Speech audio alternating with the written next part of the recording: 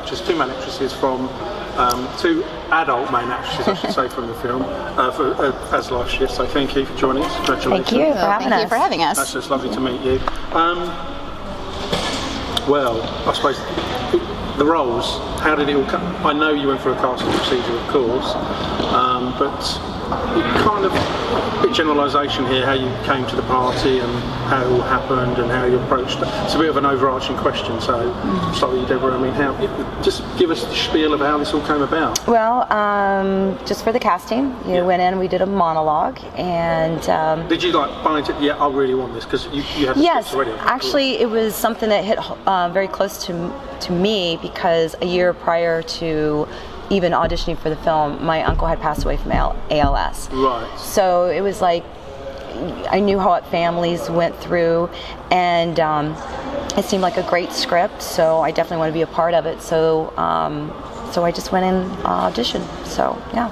And I hope he doesn't mind me saying this, but apparently he knew who he wanted from the first time he met them, who became obviously you two. So I'm not revealing something, but to be fair, when Marcelino talks about it, he was saying he still went through the process, of course, but he kind of, you were sort of. I hope he doesn't mind me saying this to you. So I don't know, kind of knew you were right from the beginning. It's pretty complimentary. I think, and he's very thorough like that. I would have expected nothing less of him. I think he knew what he wanted, the feel, and then when something comes into the room, it's like, you know what you want, and then I think he knows what he wants. I know I want a Porsche, but it's not happening. I kind of know what you mean. I think sometimes people go, gosh, I really don't know what I want.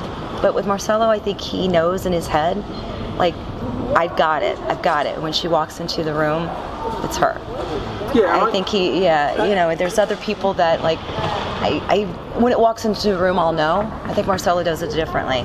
I think he knows who he needs, and then when it walks in the room, he's like, that's the person. And what was interesting is he didn't realize that we actually knew each other. We were already acquaintances. So he already put us together as friends. He put us together as friends, and we already were. Yeah. Oh, lovely. Well, So when was the reveal to him?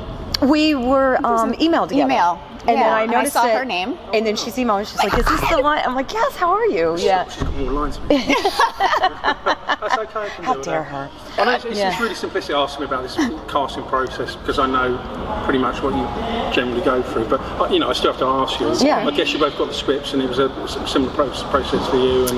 Right. Well, I don't believe I got the script until I was cast. Right. We were reading, I think in the callback, we read off a film that exists that was similar. It was about a sick mother with two children, and I have two children. So I both wanted and didn't want this role. I was able to separate it because I have girls, and they say use it, and I believe use what you have in you to tell the story. And I wasn't sure I wanted to be that mother who was about to leave her children. I said, okay, they're boys and they're older, and it's completely different, and they live in a house and we live in an apartment. It's different, but I can take that passion I have for my children and imagine how horrible it would be. And the first time I read this full script, I was on the subway and I started crying, and I got chills, and I was like, oh, this is great. This is going to be fantastic. That kind of leads me to the next question, which I've asked other actors and actresses, is when I see, and it doesn't necessarily have to be your roles in this film, it could be lots of powerful films that I've seen, how they sort of roll into the role and then just disentangle themselves afterwards, because this is a great example where, I don't know if you compartmentalize. Compartmentalize, is that the right word? Or leave it in a box and try and leave it behind, but I don't know, you can sometimes, because some of them are difficult. There's difficult subject matter and difficult parts to pick up. It was incredibly coincidental. The week this was scheduled to shoot, my girls, who were 7 and 9 at the time, that week they were scheduled to go to an acting sleepaway camp. Right. So it was, I didn't have to worry about rushing home to take care of them, but I was able to keep that sadness, keep that feeling. I mean, it wasn't method acting, but I didn't have to be sick and leaving my children during the day and then come home and be all great with my kids. I was able to sort of keep that vibe going through the whole week, because my children were actually away. Oh, right, so that helped, I guess. It helped tremendously. I'm sure. So, forgive me for asking this, I mean, do you literally, when you're at home, because I haven't got a clue, and every actor and actress is different, are you standing in front of a mirror? How does the process actually work? When you're actually preparing for it? As standing in front of the Well, how do you actually prepare for the role? Or is there a process that both of you go through to... For me, I think you think of what you would do in that situation. It's not really by a mirror. I think it's within yourself. Right. And like, what would I do? You know, there's a part of you that has to be that character. You know, you may not be that person, but you're going to bring a part of you to it. So it's like, where would you put yourself? And what with me was, first of all, like we said, we knew each other. I liked her prior, and if I Not after, but prior. yeah, after the line. Yeah, after, right, exactly. After done. But it's like for anybody, for a friend or family, you want to do you want to care for people and do what you can to help them out, whether she's sick or she's just busy. But with the ALS, like, once again, I saw my aunt and my family go through stuff. Yeah. And it's tough. It's tough. So I had that to feed off from. So I really didn't have to search too much. It's just being a good friend, being a good neighbor, and then know what the family goes through in this horrible disease. So I just internally could feel the anguish, the despair, and I don't want to say it was easy, because taking that internally is hard, but you know, I just wanted to be there for her and help her out any way I could, and also not break down. You know, you can't have two people crying, you know, to help each other out. So I want to be a strong friend and let her know that her boys are going to be okay, and I'm here. And like in the film where I say, I take the picture and I show of the boys hugging each other on the bench, that kind of, You didn't go well up for you. yeah, it's like, they're okay. I want you to know that. And do you mind watching? You alright? You okay? Yeah. Oh, yeah. But when I watched that, when I did that scene, and it was actually the video on the phone, which makes perfect sense that they would have done that. But I didn't know it was going to be that video, and just that idea. So, a short answer to your question is, I didn't prepare so much. I just made sure I had the lines down, so I wasn't focused on the lines, and then we were just in the moment. I mean, when we did that first scene we shot together was at the dining room table, where she's, you know, just talking through it, and it felt very real. I mean, maybe, you know, it just depends on who you're working with, but we just felt like we were just two friends sitting and talking. And then when I saw the video that she took, it was, oh God, that's really the video, and wow, this would be the saddest thing ever. These poor boys, their life is changed forever. Yeah. Sad, but also in a thing, you, on the flip side, you're sad because you're leaving them, but you're also happy, if you could say, that they're going to be okay. Yes. You know, you see them, you know how they were arguing, and all of a sudden now they're buds. Yeah. And do you mind seeing yourselves on screen? Because a lot of actors do a lot of time. I'm getting used to it. I don't love it, but you have to watch yourself to learn. Yeah. Just make you uncomfortable watching. Yeah, because I'm like, for me, I always like, oh, I could have done it better. Oh, I should have done that. I talked too fast. I should have taken my time. You know, but that's. Every film you get better and better, and you have to see it. But because it's your work. Yeah, it's your work, and if you don't watch it, you can't get better. It's not like, oh, I love to watch myself. No, I don't. No, I can't imagine. Because I mean, for me, even doing these videos, I mean, I've done hundreds of them, but it's torture for me to watch myself asking people. Because you're like, why did I do that, and why did I do this, and because you critique everything. Yeah, you do, and I sort of think, God, that's a stupid question. No, not to say, or did I stumble that? It does obviously get seasoned, it has done, but even so, I still find it uncomfortable. Yeah, absolutely. I think everybody does. Yeah. And is that the same for you? Are you okay? For the most part, I don't enjoy it. I've only seen this movie in its entirety once. Oh, wow.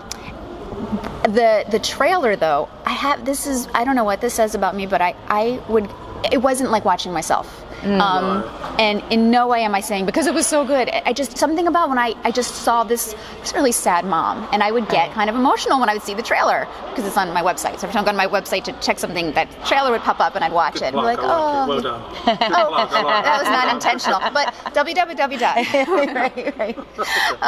So I love the trailer. I've seen it many times. Trailer's and it is great. not. I don't feel as if it's me up there for whatever reason.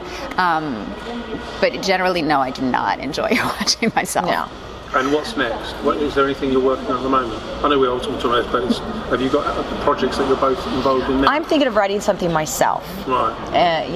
But right now, nothing at the moment. So, but we will see. Same thing, actually. After years, everyone in this business says, you got to do your own stuff, you got to do your own stuff. I finally had an idea, and I have a script, and we'll see where that goes. And then the irony is, the reason I'm late to this event is I was just shooting Homeland, which last year shot in Berlin. And so that was a phenomenal, small role, but it's a really good role in the next season. It's a great, it's a great show. Okay, and just finally, children, I don't know if you've got children. I do not. Okay, so let's say a niece comes up to you, your children comes up to you and says, that's it, we definitely want to become actresses. You're going to say, what would you say? If who comes up? Someone you're related to, out of the blue and says, do you know what, I want to become an actress. What are you going to say? I would say, think about it first, and it's hard work. It's not overnight. When you do something, you feel amazing, but sometimes that road to feeling amazing is really rough. Yeah. So realize that it's ups and downs, and there's a lot of downs more than ups. So I think what someone told me, if you don't know anything else, anything in the world you can do other than acting, do it. And if you can't think of it, then you're an actor. Right. And if it's your passion, that's what you live and breathe, you have to do it. Fair enough. Yeah. Okay. Because I imagine you have to handle rejection well. Absolutely. And you don't get feedback. You say no, not right. No. You don't even get You that. don't even get that. Oh. You just never Thank hear you, again. and you leave. So it's one of those things you have to take that.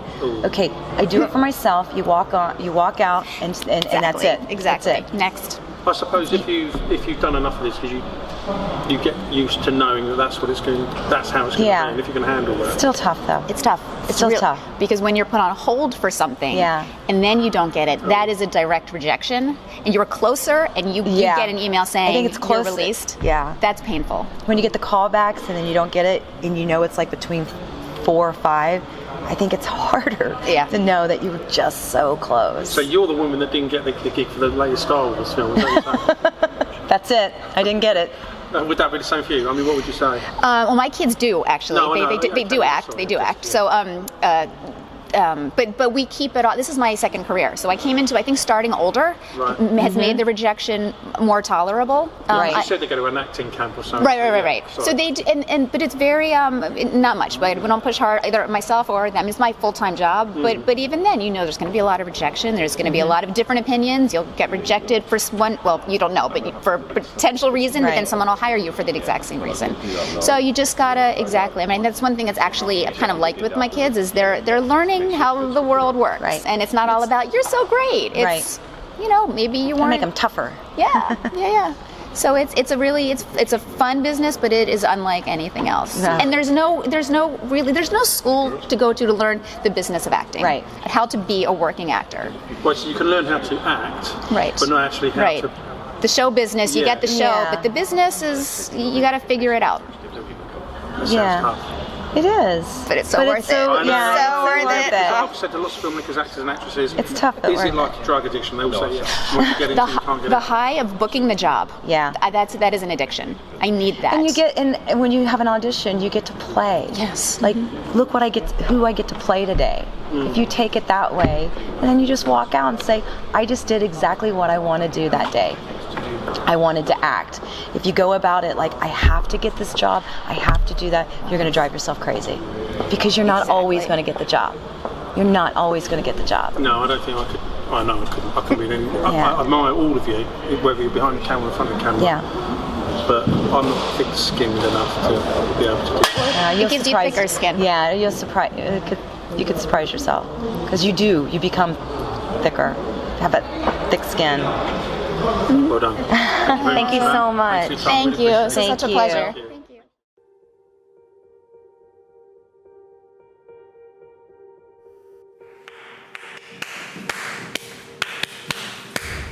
Stop. I need you to feel the music, okay? Make it come alive in you. I know you got this. Hey! Ben! Stop! We don't do that shit to a guy around a girl. Guys! When are you gonna stop fighting? Your girlfriend seems awfully pretty. She's not my girlfriend, she's just a friend. She's a girl and she's your friend, so she's your girlfriend, stupid. Hey, Mom, you all right?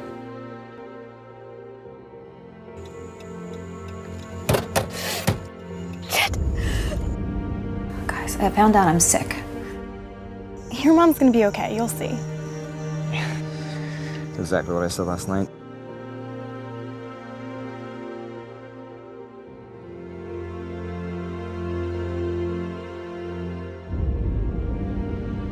You think I made the right call? Hey, you act like there's some magic way you're supposed to act when this happens, and there's not.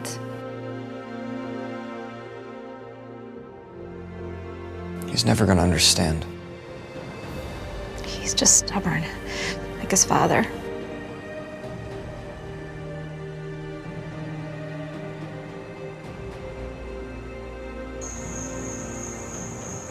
I'm scared.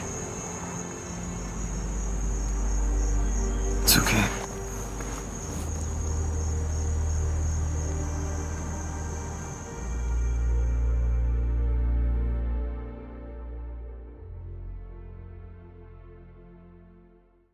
That was